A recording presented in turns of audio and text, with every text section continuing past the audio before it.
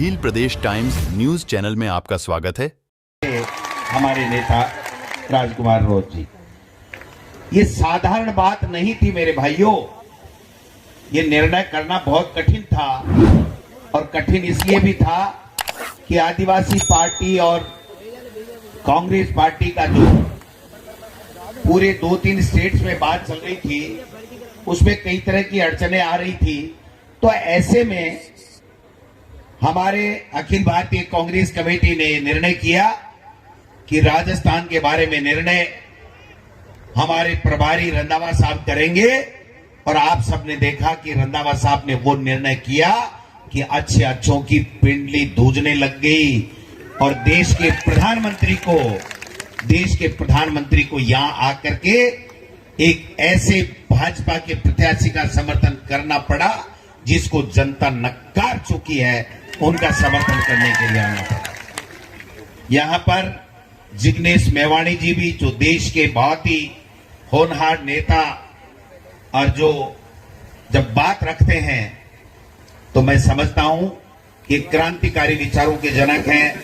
जिग्नेश मेवाणी जी भी आए हैं, हमारे वरिष्ठ नेता ताराचंद भगोरा साहब भी हैं, हमारे नीनामा साहब भी हैं, हमारे उमेश जी डामोर साहब भी हैं, एमएलए साहब राम प्रसाद जी इंदौर भी हमारे साथ में एमएलए थे, बल्लभ जी पाटीदार हमारे जिलाध्यक्ष कांग्रेस के हैं, हमारे अखिल भारतीय कांग्रेस कमेटी के सदस्य भाई दिनेश जी खोटनिया साहब भी हैं, हमारे जिलाध्यक्ष रमेश जी पांड्या साहब भी हैं, शंकर जी यादव, अनुतोष जी जो हमारे बाप पार्टी के अध्यक्ष हैं, असरार अहमद जी, शंकर लाल जी आहारी जी, और तमाम आदरणीय सम्मानित मंच, और हम सबको, आप जो सामने बैठे हो, मंच पे बैठाने वाले हो, आप सबको प्रणाम करता हूं, सैल्यूट करता हूं, नमस्कार करता हूं, जय जोहर करता हूं।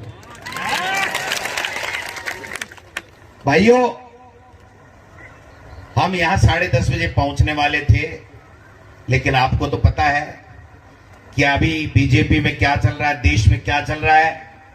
रात से आए बैठे हैं मुख्यमंत्री जी और कह दिया डोटासरा जी और रंधावा जी को लेट कर दो, इनका प्रोग्राम नहीं होगा, इनकी मीटिंग नहीं होगी, इनका मैसेज खराब चला जाएगा।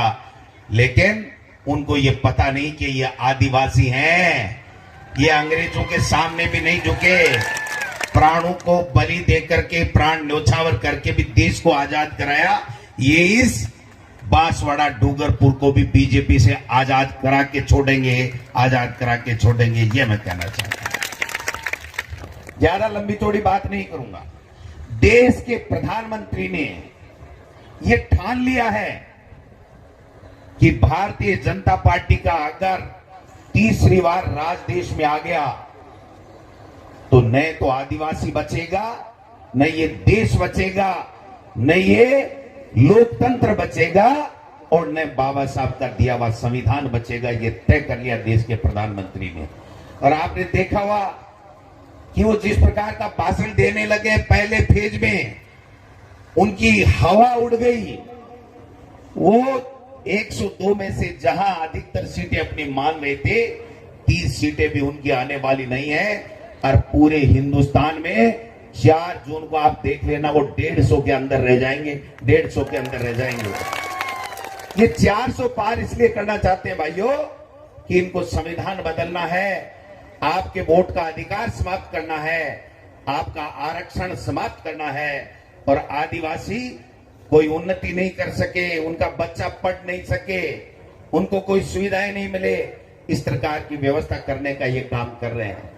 इसलिए हम लोग आज स्पेशल चला के, हमने कहा नहीं आना है, क्योंकि एक भ्रांति फैला रखी है कि साहब पता नहीं कांग्रेस में क्या है, क्या हुआ, क्या नहीं हुआ।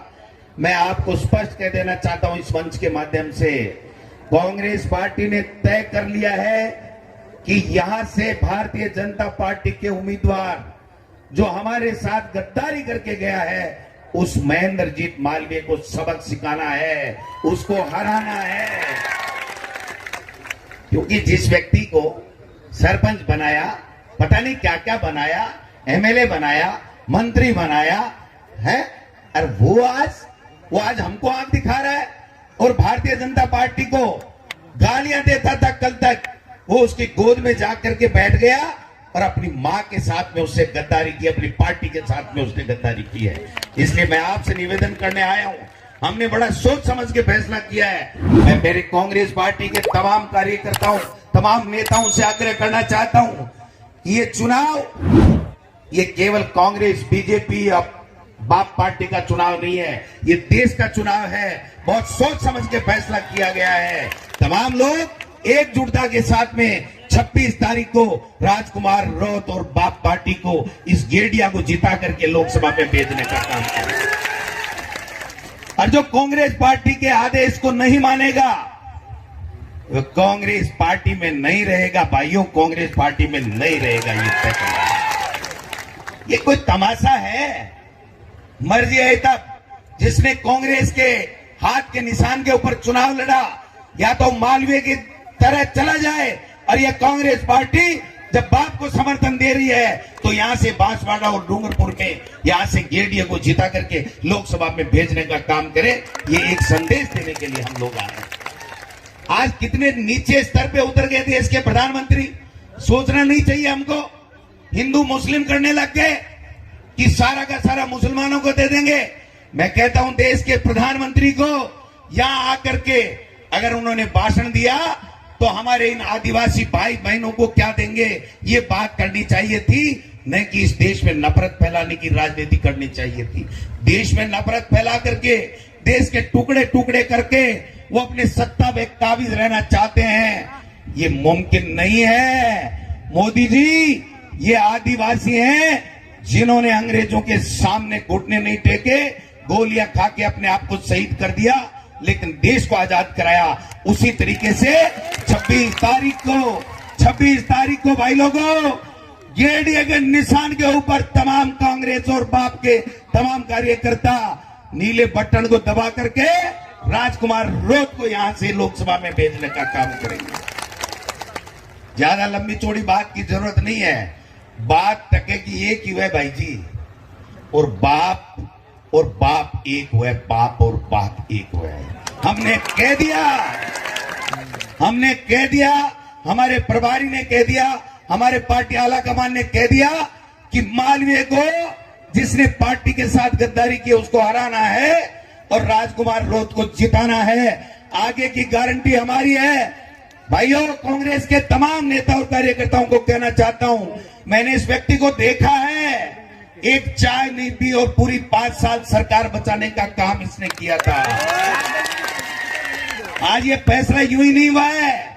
अगर ये राजकुमार रोत, ये डिंडोर जी ये नहीं होते तो 5 साल कांग्रेस की सरकार नहीं चलती है। मोदी जी और अमित शाह जी पहले ही सरकार गिरा देते हैं। इसलिए लंबी चौड़ी बात नहीं है। 26 तारीख दूर नहीं है।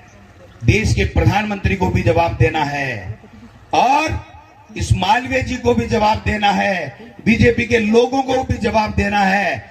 ये जोश और जुनून बरकरार रखिए और 26 तारीख को इस बीजेपी का मोरिया बुला दीजिए। ये मैं कहना चाहता हूं। बुला दोगे? बुला दोगे?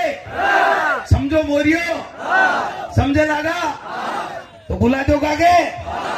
और बीजेपी को बुलाएगा ना, मालवीय जी को तो मत ही भूल जाएगा। अरे बीजेपी का मोरिया बुलेगा तो मालवीय का अपने आप भूल जाएगा। ये कहना चाहता हूं मैं। इसलिए ज्यादा हमें भी जाना है, जोधपुर भी जाना है, बाड़मेर भी जाना है, रंधावा साहब को भी बोलना है। मतलब की बात एक ही है कि यहां से राजकुमार रोत जीते, इंडिया गठबंधन मजबूत हो, इंडिया गठबंधन की सरकार बने और आप लोग भी राज में भागीदार बनो। ये हम आशा और अपेक्षा करते हैं। आप सब लोग आए, तमाम मेरी पार्टी के नेता और आप सब लोग आए हो, आपका बहुत बहुत धन्यवाद। जय भारत, जय जौहर।